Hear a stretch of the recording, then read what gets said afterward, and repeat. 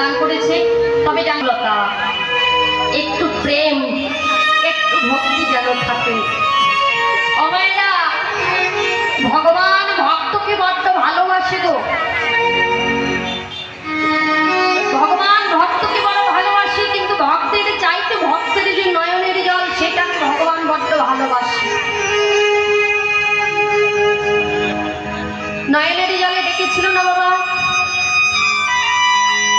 অদ্বৈত আচার্য।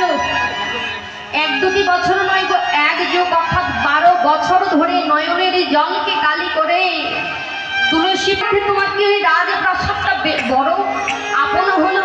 কলিহতা জেগে জেগে যে হাহাকার, প্রভু একবারেই নদিয়ার মাঝে এসো, একবারেই কলিযুগে অবতীর্ণ হও।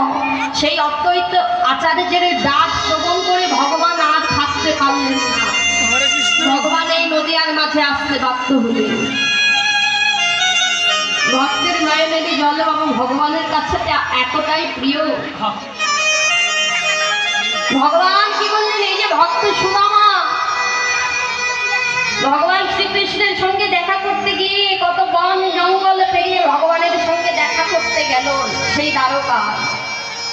যেতে যেতে তার চরণের মধ্যে কত শত শত কাঁটা ফুটেছে। রাজপ্রাসাদের মধ্যে প্রবেশ করে ভগবান শ্রীকৃষ্ণ তার বন্ধুকে দর্শন করে ছুটে গিয়ে তাকে হৃদয়ের মাঝে জড়িয়ে ধরল। রাজ সিংহাসনের উপর বসে দেখছে যে তার বন্ধুর জন্মে শত শত কাঁটা ফুটে আছে। রুক্মিণী সত্যভামাকে ডেকে বলছে, রুক্মিণী সত্যভামা যাও সঙ্গ ভিঙ্গার করে জল আনো, আমার বন্ধুর চরণে যে শত শত কাঁটা ফুটেছে সে কাঁটাগুলো ধুয়ে দিতে হবে, চরণখানা ধুয়ে দিতে হবে, যাও। রুক্মিণী সত্যভামা চলে গেলেন জল আনতে বাবা, কিন্তু ভগবান আর জল আনবার সময়টুকু দিল না গো। ভগবান তার ভক্তের চরণখানা ধরে নিজের 2টি নয়নের জল পরিশোধ করে ভক্তের চরণখানা ধরে দিল।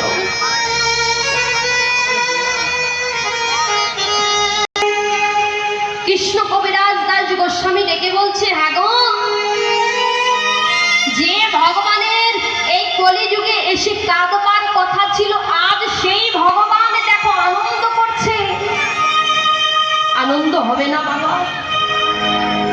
যে শ্রীরাম সুদাম দাম্ব সুদাম সঙ্গে নিয়ে যে ভগবান সদাই সর্বদা গোষ্ঠগোচারণে যেত, শ্রীরাম সুদামকে সঙ্গে করে নিয়ে সব সময় তাদের সঙ্গে থাকতো, যেই অন্তরঙ্গ ভক্তগণদের নিয়ে ভগবান সঙ্গে থাকতে একসাথে থাকতো, আজ সেই শ্রীরাম সুদামের সঙ্গে দেখা হয়ে গেছে। আর ভগবান কি আনন্দ করবে না বাবা? আনন্দ হবে না বাবা? এই জাগতিক জগতে দেখবেন আমাদের প্রত্যেকের ছোটবেলা, আমরা যখন ছোট ছিলাম, আপনারা যখন ছোট ছিলেন, তখন কিন্তু দেখবেন বাবা প্রত্যেকের একটি প্রাণ প্রিয় বন্ধু থাকে।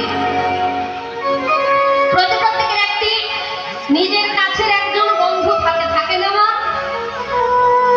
তো সেই বন্ধু এদিকে একদিন এক বন্ধু, তারা 2 বন্ধু, তাদের মধ্যে ভালোবাসাটা অনেক। ছোটবেলা থেকে তারা একসঙ্গে স্কুলে যেত, একসঙ্গে স্কুল থেকে আসতো। তো বাবা একজন পড়ার মধ্যে অনেক ভালো মেধাবী ছাত্র, আর একজন পড়ার মধ্যে কোনো কিছু তার মন বসে না বাবা। ওই যে পরিবারের চাপে তাকে পড়াশুনো করতে হয়, সেজন্য স্কুলে যায়। তেমন ভাবে 2 বন্ধু কি করেছে, গ্রামের একটি স্কুল ছিল,